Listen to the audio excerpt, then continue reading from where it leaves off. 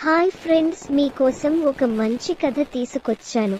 చూసి నచ్చితే ఒక లైక్, కుదిరితే ఒక కామెంట్, వీలైతే సబ్స్క్రైబ్ తప్పక చేయండి ప్లీజ్. ఇక కథ చూద్దామా? పల్లె. అది ఒక పల్లె. ఆ పల్లె పేరు రామాపురం. ఆ పల్లె చుట్టూ పచ్చని పొలాలున్నాయి. పొలాలను అనుకుని ఎత్తైన కొండలున్నాయి. కొండలపైకి వెళ్లే దారులు వంకరటింకరగా ఉన్నాయి. పిల్లలు అప్పుడప్పుడు కొండలపైకి ఎక్కుతూ ఉంటారు.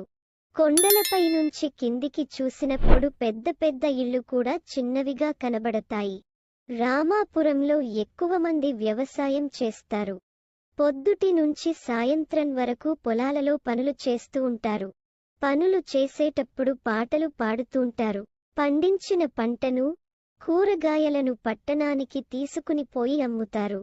కొందరు పాలు, గుడ్లు కూడా అమ్ముతారు.